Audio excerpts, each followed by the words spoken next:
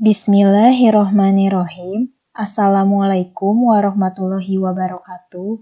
Halo, bertemu lagi dengan saya Wardah Nashiroh.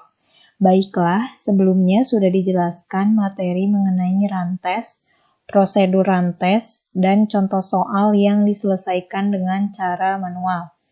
Nah, jadi kali ini saya akan menjelaskan contoh soal rantes dengan menggunakan SPSS.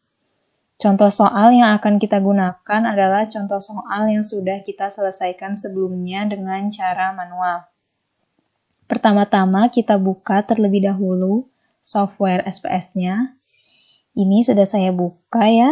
Jadi kita akan membahas contoh soal yang pertama, yaitu yang ini. Terlebih dahulu masukkan data dan atur variabel pada bagian variabel view sebagai berikut. Saya akan memasukkan nama variabelnya yaitu jawaban. Type-nya numerik, decimalsnya 0 saja. Kemudian pada labelnya kita labeli variabel jawaban dengan jawaban pula.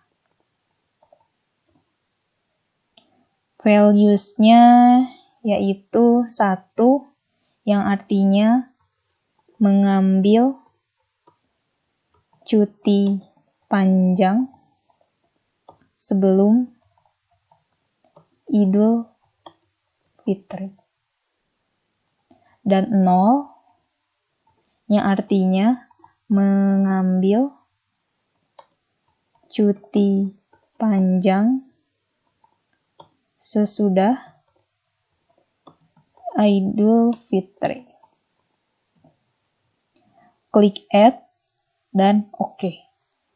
Dan pada measure-nya adalah skala datanya nominal. Kemudian kembali lagi pada data view. Untuk datanya adalah data yang sudah dikerjakan secara manual tadi ya. Lalu akan saya input dan masukkan datanya yang berjumlah 18 sampel. Selanjutnya kita mulai melakukan analisisnya.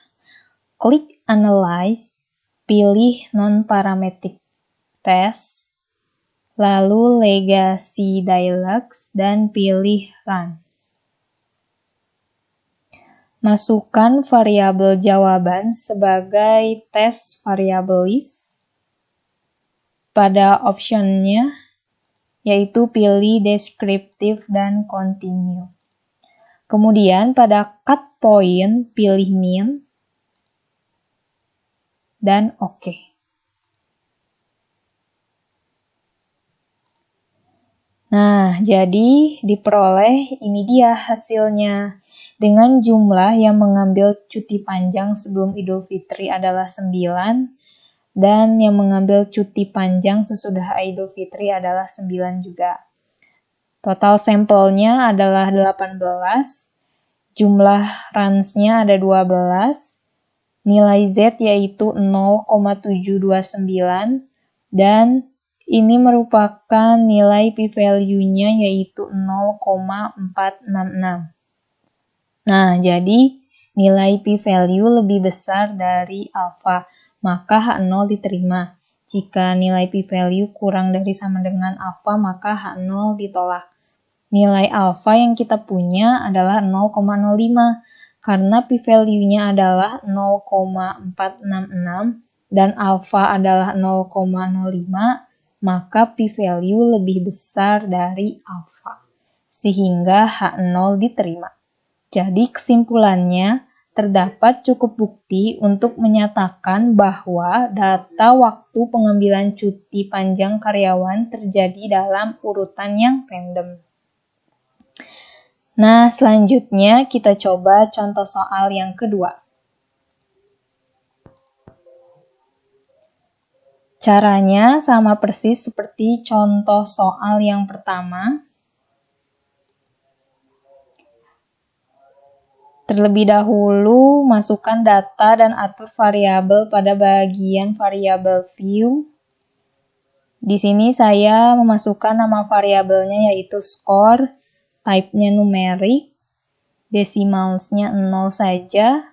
Kemudian pada labelnya kita labeli variabel skor dengan skor kognitif peternak. Values-nya yaitu 0 yang artinya skor responden berada di bawah skor rata-rata atau kita beri simbol minus. Dan 1 yang artinya skor responden berada di atas skor rata-rata atau kita beri simbol plus. Kita klik sudah masukkan ke sini, lalu seperti tadi caranya, lalu kita klik OK. Dan pada measure-nya adalah skala datanya ordinal. Kemudian kembali lagi pada data view.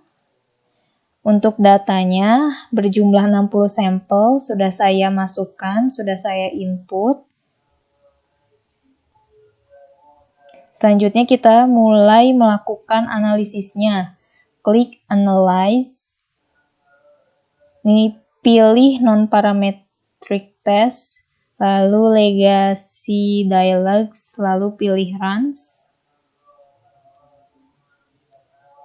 Masukkan variabel skor kognitif peternak sebagai tes variable list. Pada optionnya yaitu pilih deskriptif dan continue. Kemudian pada cut point-nya pilih mean dan OK. Diperoleh hasilnya sebagai berikut. N besar yaitu jumlah sampel sebanyak 60 responden. Memiliki standar deviasinya 0,504. Dengan jumlah skor responden di bawah skor rata-rata ada 30 dan skor responden di atas skor rata-rata adalah 30 juga. Total cases yaitu N besar sebanyak 60. N ini dapat pula diperoleh dari N1, N kecil 1 ditambah N2 kecil, yaitu ini ya, 30 ditambah 30. Jumlah runs adalah 18, nilai Z yaitu negatif 3,385, dan p-value-nya adalah 0,001. Nah, jika nilai p-value lebih besar dari alfa, maka H0 diterima. Jika p-value kurang dari sama dengan alfa, maka H0 ditolak. Nilai alfa yang kita punya adalah 0,01. Karena p-value-nya adalah 0,001 dan alfa yang kita punya adalah 0,01, maka nilai p-value kurang dari alfa, sehingga H0 ditolak. Nah, jadi berdasarkan pengujian ini dapat disimpulkan bahwa skor tingkat kognitif dari peternak yang diteliti tidak berdistribusi secara acak atau random. Oke, alhamdulillah. Terima kasih. Demikian cara menggunakan SPSS untuk run test. Video pembelajaran ini disampaikan dan dibuat oleh saya, Wardah Nashiroh. Semoga bermanfaat dan mohon maaf apabila terdapat kesalahan baik dalam penyampaian dan isi materi. Saya sangat menunggu dan menerima saran dari teman-teman. Baiklah, wassalamualaikum warahmatullahi wabarakatuh.